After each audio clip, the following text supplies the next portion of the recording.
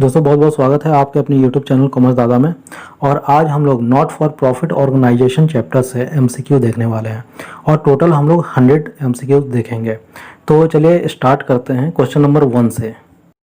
Question number 1 देखते हैं। Sale of old newspaper is A capital receipt, B revenue receipt, C asset, D profit.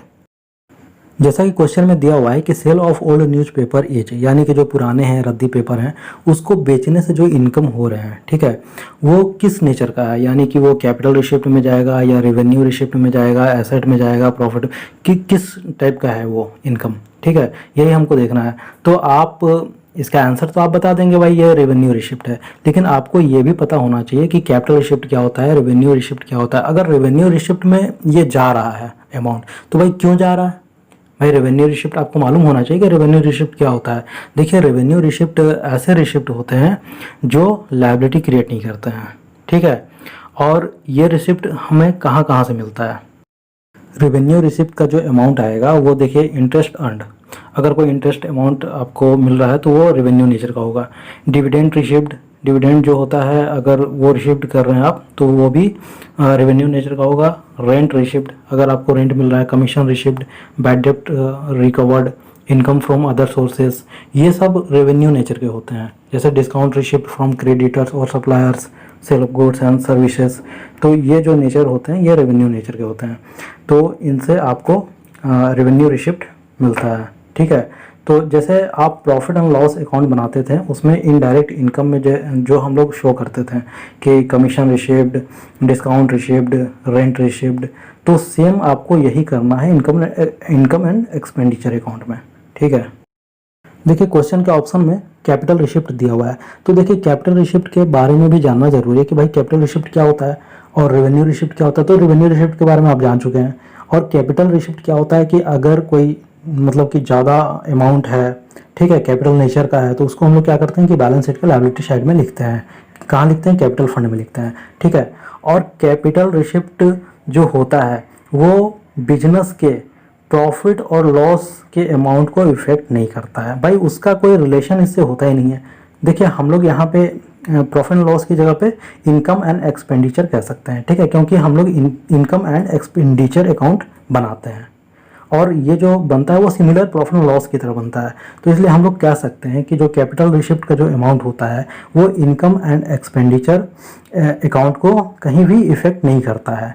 उसका जो भी amount होता है वो कहाँ जाता है? बैलेंस शीट के लायबिलिटी साइड में। और कहाँ जाता है? कैपिटल फंड में जाता है, ठीक है। देखिए कैपिटल रिसिप्ट में जो अमाउंट आएंगे वो कहाँ से आएंगे? तो amount receipt against the sale of an asset, अगर कोई एसेट हम लोग बेच रहे हैं उसके अगेंस्ट में जो अमाउंट मिल रहा है तो वो कैपिटल रिसिप्ट होगा, कैपिटल नेचर का होगा, ठीक है। सेकंड है the amount receipt by way of loan, अगर कोई लोन के माध्यम से अमाउंट मिल रहा है तो वो कैपिटल नेचर का होगा, यानी कैपिटल रिसिप्ट में जाएगा, ठीक है।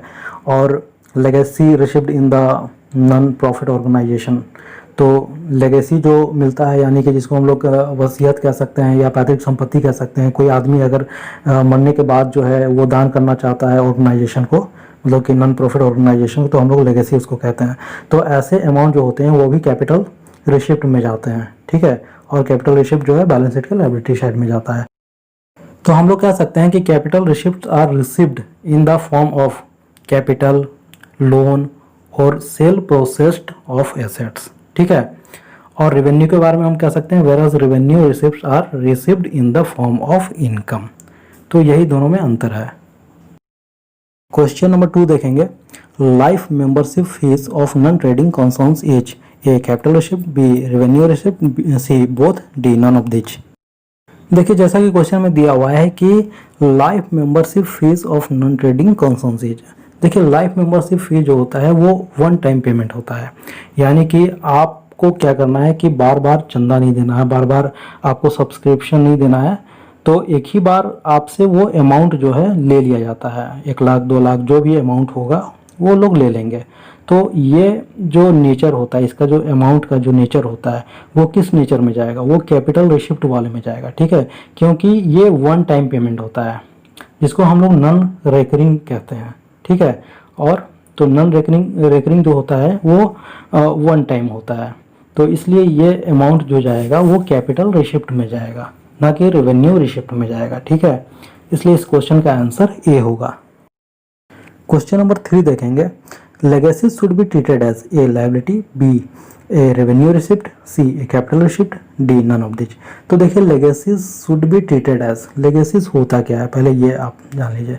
लेगेसीज जो होता है या तो पैतृक संपत्ति जिसको हम लोग कहते हैं, या वसीयत जिसको हम लोग कहते हैं। जैसे मान लिया जाए कि कोई आदमी है, वो ज़िंदगी भर बहुत सारा पैसा कमाया और उसके कोई बच्चे नहीं हैं, और वो जानता है कि भाई इतना पैसा मैं क्या करूँगा, तो मरने के बाद इसको मैं दान में दे दूंगा। तो उससे पहले वो वसीयत तैयार कर लेता है कि मैं इतना किसी अनाथालय को दे दूंगा या किसी स्कूल को दे दूंगा। ठीक है, तो इतना अमाउंट जो है, जो भी अमाउंट वो दान करता है, उसको हम लोग लेगेसीज कहते हैं। देखिए लेगेसीज जो होता है वो वन टाइम पेमेंट होता है। ठीक है, तो कोई आदमी है जो कि अपनी ज़िंदगी भर बहुत सारा पैसा कमाया, तो कहने का मतलब ये है कि भाई उसका पैसा भी उसी मात्रा में होगा, मतलब ज़्यादा पैसा होगा।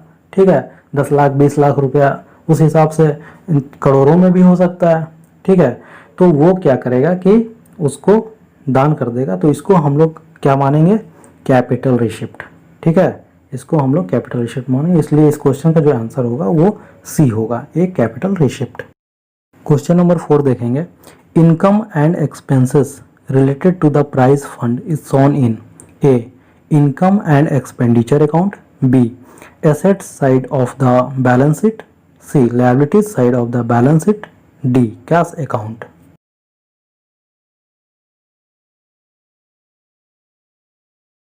क्वेश्चन नंबर 5 देखेंगे, payment of honorarium to secretary is treated as A capital expenditure, B revenue expenditure, C cash expenses, D none of this.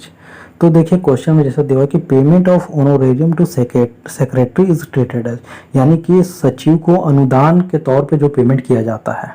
ठीक है, सेक्रेटरी मतलब सचिव जो होते हैं, उसको अनुदान के तौर पे जो पेमेंट होता है वो किस नेचर का होता है, यानी कि वो रेवेन्यू में जाएगा, मतलब रेवेन्यू एक्सपेंडिचर होगा, या कैपिटल एक्सपेंडिचर होगा। देखिए कैपिटल एक्सपेंडिचर इसलिए नहीं होगा कि मतलब कि जो सचिव होते हैं या मतलब उसको जो हम लोग अमाउंट देते हैं वो एक बार नहीं देते हैं, क्योंकि हमारा काम जो होता है उनसे बार बार पड़ता है। ठीक है, तो हम लोग एक बार तो उसको पेमेंट करते हैं, वन टाइम पेमेंट तो नहीं होता है, और बहुत सारा मतलब कि पैसा भी नहीं दे देते हैं एक बार में। ये जो अमाउंट है वो रेवेन्यू नेचर का है। ठीक है, इसलिए इस क्वेश्चन का जो आंसर होगा वो बी होगा, रेवेन्यू एक्सपेंडिचर। क्वेश्चन नंबर 6 देखेंगे, specific donation is A capital receipt, B revenue receipt, C asset, D none of this. तो देखिए जैसा कि क्वेश्चन में दिया हुआ है कि स्पेसिफिक डोनेशन इज, तो देखिए डोनेशन जो है दो प्रकार के होते हैं, एक सिंपल डोनेशन होता है और एक स्पेसिफिक होता है। भाई स्पेसिफिक डोनेशन कहने का मतलब कि किसी स्पेसिफाइड पहले से कर दिया गया है कि भाई ये जो डोनेशन अमाउंट जो दिया जाएगा एक उसी काम के लिए दिया जा रहा है। ठीक है, तो बड़े अमाउंट में दिया जा रहा होगा, भाई ज़्यादा अमाउंट मतलब कि दे रहे होंगे डोनेशन के तौर पे, तो इसलिए इस क्वेश्चन का जो आंसर होगा वो ए होगा, कैपिटल रिसिप्ट। क्वेश्चन नंबर 7 देखेंगे, income and expenditure account records A capital items, B revenue items, C A and B both, D none of this. तो देखिए जैसा क्वेश्चन सिंपल क्वेश्चन है कि income and expenditure account records, जो भी income and expenditure account में हम लोग रिकॉर्ड करते हैं वो किस टाइप का होता है, वो रेवेन्यू आइटम होता है या कैपिटल आइटम होता है। भाई कैपिटल आइटम तो हो ही नहीं सकता है क्योंकि कैपिटल आइटम जो होता है वो कहाँ जाता है, बैलेंस शीट में जाता है। ठीक है, इस क्वेश्चन का जो आंसर होगा वो बी होगा, रेवेन्यू आइटम्स। क्वेश्चन नंबर 8 देखेंगे, entrance fee unless otherwise stated is treated as A revenue receipt, B capital receipt, C liability, D none of this.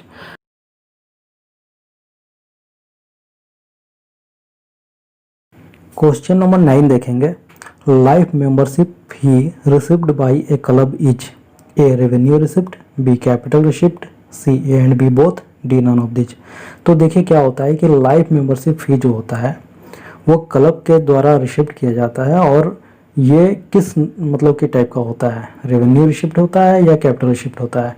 तो देखिए इस क्वेश्चन का आंसर बी होगा, कैपिटल रिसिप्ट। देखिए लाइफ मेंबरशिप फी जो है भाई वन टाइम पेमेंट है, और वन टाइम पेमेंट है, कहने का मतलब भाई अमाउंट भी इसका ज़्यादा होगा।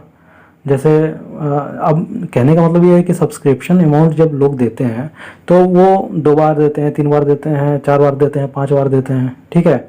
लेकिन लाइफ मेंबरशिप फ़ी जो देते हैं वो एक ही बार देते हैं। तो इसको हम लोग क्या करते हैं, कैपिटल रिसिप्ट में लिखते हैं। और कैपिटल रिसिप्ट जो होता है वो कैपिटल फंड में जाता है, और कैपिटल फंड जो होता है बैलेंस शीट के लायबिलिटी साइड में जाता है। तो इस क्वेश्चन का आंसर बी होगा। क्वेश्चन नंबर 10 देखेंगे। All receipt of capital nature are shown in A. income and expenditure account, B. balance sheet, C. profit and loss account, D. none of these। तो देखिए all receipt of capital nature are shown in, तो जितने भी receipt हो रहे हैं और उनका नेचर क्या है, कैपिटल रिसिप्ट, ठीक है। जैसे मान लिया जाए कि लाइफ मेंबरशिप फीस हो गया, जैसे किसी एसेट को सेल करने पे जो पैसा आ रहा है तो वो कैसा नेचर हो गया, कैपिटल नेचर का हो गया। तो भाई जाहिर सी बात है जो कैपिटल नेचर का जो अमाउंट होता है वो कहाँ जाता है, बैलेंस शीट में जाता है, और बैलेंस शीट के लायबिलिटी साइड में हम लोग उसको लिखते हैं, ठीक है। तो इस क्वेश्चन का आंसर जो होगा वो बी होगा।